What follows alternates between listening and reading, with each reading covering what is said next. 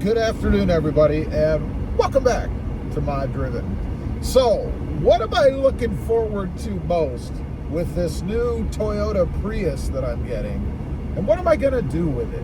You know, I've had a few questions on the channel about the latter. What am I going to do with this car? What kind of mods? Are there mods? So first of all, what am I looking forward to most? Well, I think the car is gorgeous, sexy, if you will. So I can't wait to just have it and look at it. You know, I fall in love with vehicles. I've mentioned this before, and it's kind of a prerequisite for me. I've never really bought any vehicle that I didn't really like, and I really like this car.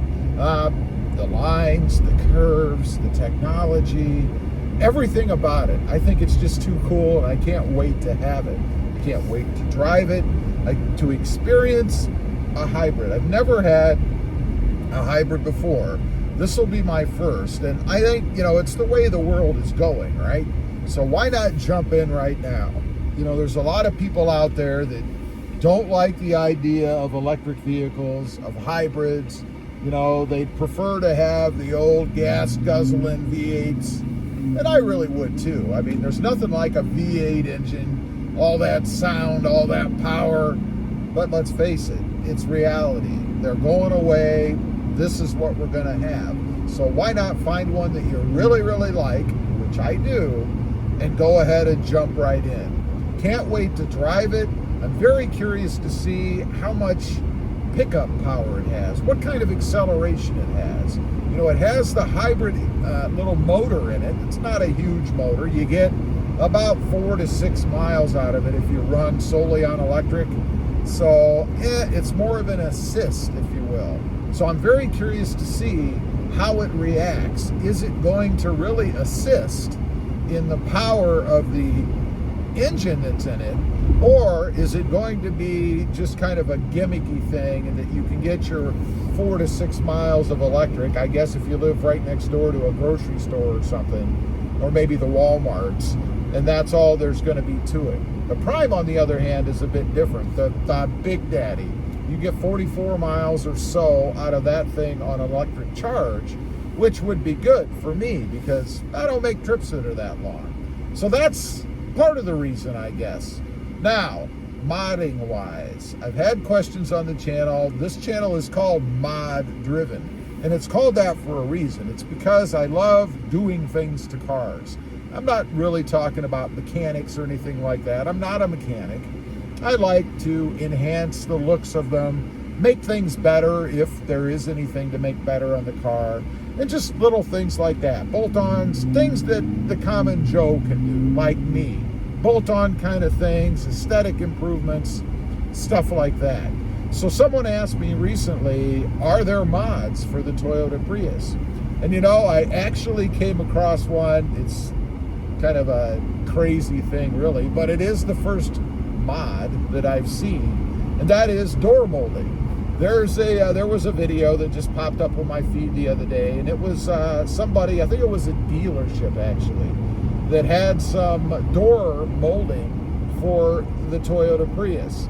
It is a mod. I'll call it a mod because it does change the looks of the car, and it does rather have a purpose. That purpose is so that when you open your door, you hit that trim piece as opposed to maybe the metal on the door first. I don't know. So there is technically a mod, at least, out there for the Toyota Prius, the first one. And I'm sure there's going to be others. You know, I had even thought about, and I don't know if it's available, and I don't even know if it's possible, but adding some sort of a spoiler or a wing to the hatch. It has a hatch, not a trunk. I don't know if the way that it's set up you can do that, and I don't know if it would diminish the capability of the car as far as the electric feature part of it, if you will. There's nothing that I'm going to do to this car that's going to diminish it. In other words, it's supposed to get, I think it's 52, 54 miles per gallon. Depends on what trim level that you get. And the last thing I want to do is add anything to it that's going to reduce that, which means I have to be weary, I guess, of the weight of things that I add to it, because obviously the more weight you add, the more the car has to work and the less efficient it's going to be. So that's going to be a bit of a challenge for me as well. You know, one of the things that I thought of, first off with the car, because it doesn't come with one, is adding some sort of a donut, a spare tire. It's kind of a pet peeve of mine when a car doesn't come with one, because I think for peace of mind, it's nice to have that, so that if you ever have a failure or something, you can change it yourself. It does come with the run flat kit, but let's be honest, you have to have really the perfect failure for that kit to be functional, for it to work.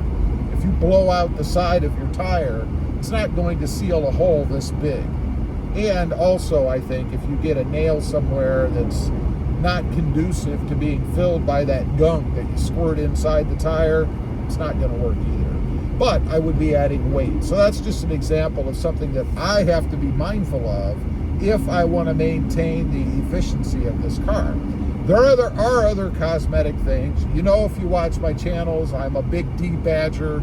You know, I don't have to have what the car is spelled on it to feel better about myself or to show off to other people. I don't care about that. I'm more concerned about what the car looks like to me. And I'm a big fan of nice, smooth lines. And I think putting the name of the vehicle all over the car, the trim level, the dealership, just detracts from that. So we're going to see if we can get rid of that Prius across the trunk. It's spelled out across the trunk. It's also labeled all over the place, although much more subtly throughout the car. So we're going to see about removing at least the Prius wording on the trunk. It's not something that I need. Obviously, I know it's a Prius. I bought it, so I don't have to remind myself of such things.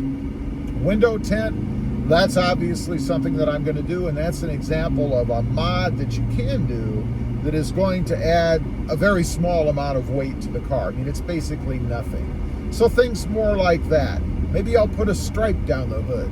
I don't know. Who knows? You never know. Wheels and tires. That's another thing I'm considering as far as mods go. I'm not a chrome or silver fan. It comes with silver or chrome type wheels. I'm not really digging that. It also comes with really skinny tires. Now, that's where you run into a weight problem. Now, if I put some tire on there that's more massive, and it's not going to be huge. I mean, I'm not going to put, 35s on a Prius, but I do like something a little bit meatier. Another thing to consider for me along that route is the amount of wheel poke that you get. I do like seeing the tires stick out just a little bit. It wouldn't be anything massive on the Prius, so I'd be looking for a lightweight wheel with an offset that might make the tires stick out a little bit. Of course, the problem you run into there is wind resistance.